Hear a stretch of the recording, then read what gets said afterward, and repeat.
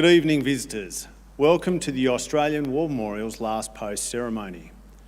My name is Dan Hiscock, and joining us today from the Royal Australian Navy is Warrant Officer Cherie Thiers on what is her last day in uniform. We warmly welcome this evening the family of Lieutenant Colonel Clifford Charles Judd, whose story will be told shortly.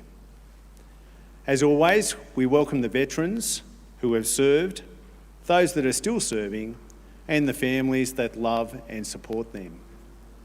The live stream of this ceremony is made possible by the Returned and Services League of Australia and the RSL and Service Clubs Association. We warmly welcome those members who are watching the broadcast of this ceremony across Australia. During this evening's ceremony, wreaths will be laid at the base of the pool of reflection by family and visitors to the memorial. If you're able, please stand and join in singing the national anthem.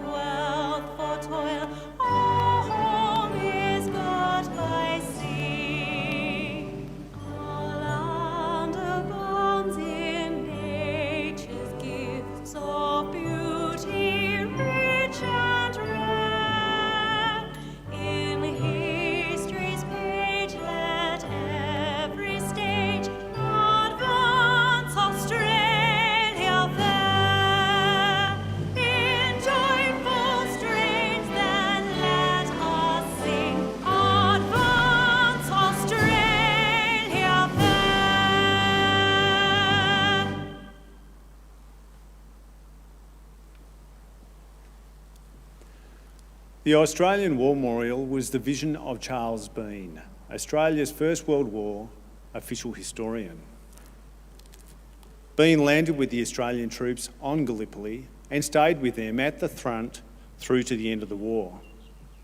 The idea of this national memorial and museum came to him at Pozières, France, in the depths of the bloody fighting of 1916. Bean's idea was that this would be a place where families and friends could mourn loved ones buried in faraway places. It would also be a place that would help all Australians understand what these men and women had endured and what they had done for us. Bean's vision, to which we remain true, is best expressed as inscribed in the entrance to the memorial's galleries. Here is their spirit in the heart of the land they loved, and here we guard the record which they themselves made. Tonight, we will read the story behind just one of those on the Roll of Honour, which lists the names of more than 103,000 men and women who have given their lives for us in war and on operations for more than a century. But first, we present a lament. Flowers of the forest. Wreaths or floral tributes will now be laid at the base of the pool of reflection.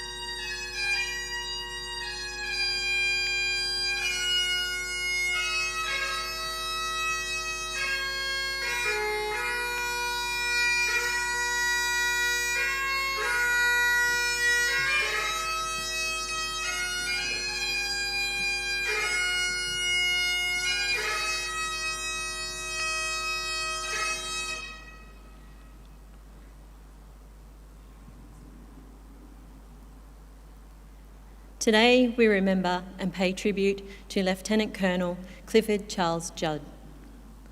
Clifford Judd was born on the 12th of March 1892 in the Melbourne suburb of Cheltenham, the son of John and Mary Judd. He grew up in a large family and found employment as a railway porter before enlisting in the Australian Imperial Force on the 22nd of August 1914. He joined the 1st Battalion, the 1st Infantry Unit recruited in New South Wales, and by early December was training in the desert camps of Egypt. Judd and his battalion took part in the Anzac landing on the 25th of April 1915 as part of the 2nd and 3rd waves. Judd was wounded in action 2 days after landing, suffering from a gunshot wound to the scalp, but after treatment, returned to duty until the Australian force was evacuated in December. He was later mentioned in dispatches for his part in the operations in mid-December. Back in Egypt, Judd became dangerously ill, contracting pleurisy and laryngitis. It was some time before he recovered and returned to duty. He was attached to the audit section in Cairo and was probably involved in the restructuring of the Australian Imperial Force that took place after the evacuation from Gallipoli. In March 1916, the 1st Battalion sailed for France and the Western Front. From then until 1918, it took part in operations against the German army, principally in the Somme Valley in France, around Ypres in Belgium. Judd continued to distinguish himself as a soldier. He was awarded a military medal for bravery in the field and was wounded in action on 2 more occasions. After receiving a severe gunshot wound to the right hand on the 4th of October 1917, he was transferred to hospital in England. After returning to France, he was wounded in action on the 18th of September 1918. After his 3rd wound, he received treatment in France and England before being invalided to Australia. He had now reached the rank of lieutenant. After arriving in Sydney at the end of June 1919, Judd moved to Brisbane. He became employed as an investment contractor and accountant, and on the 23rd of March 1922, married Ethel Maud Dennis. The couple later had a daughter, Denise. By the start of the Second World War, Judd and his wife were running the Queen's Hotel in Toowoomba. Although too old to join the 2nd Australian Imperial Force, Judd continued his service by joining the Volunteer Defence Corps, a part-time volunteer military force modelled on the British Home Guard. In July 1940, the Returned Soldiers, Sailors and Airmen's Imperial League of Australia, now known as the Return and Services League of Australia, was given the responsibility of organising the Voluntary Defence Corps, known as the VDC, units of the First World War veterans who trained to defend their local area. The government took over control of the VDC in May 1941 and gave the organisation the role of training for guerrilla warfare, collecting local intelligence and providing static defence for each unit's home area. By 1942, the VDC was 45,000 strong and growing. Following the outbreak of the Pacific War, it was expanded, with membership open to men aged between 18 and 60.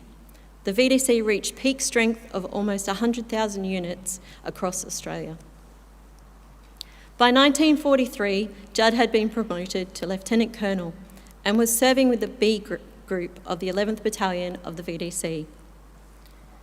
On the 5th of January 1943, Judd was involved in a car accident that took place at Owen-Yilla Crossing, south of Maryborough. As Judd drove through the rain that night, the passenger in the car, Evelyn May Morris, had fallen asleep. Evelyn awoke after the accident, felt blood on her face and began to pull pieces of shattered windscreen from her face. Judd was bleeding but conscious and asked her if she was hurt.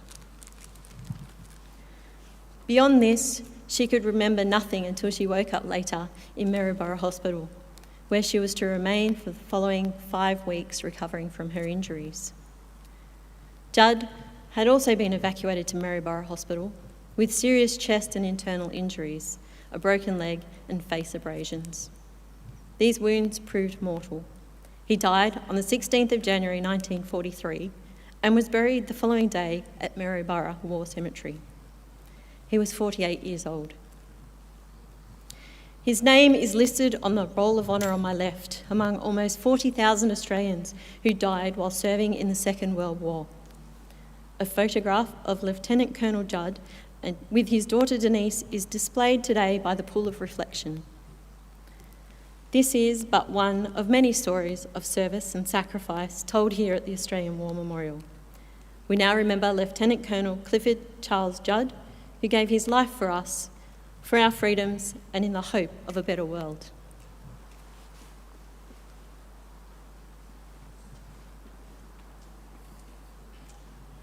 Please be upstanding for the reading of the Ode and sounding of the last post.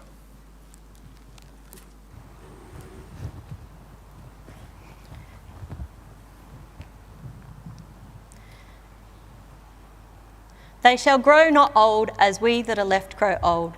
Age shall not weary them, nor the years condemn. At the going down of the sun, and in the morning, we will remember them. We will remember them.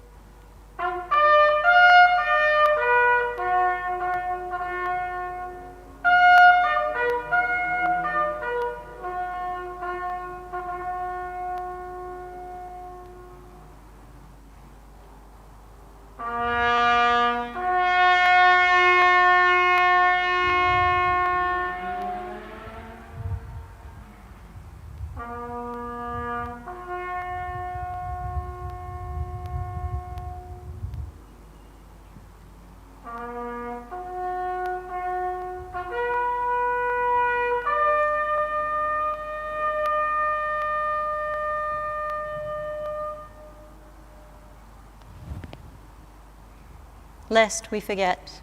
Lest we forget.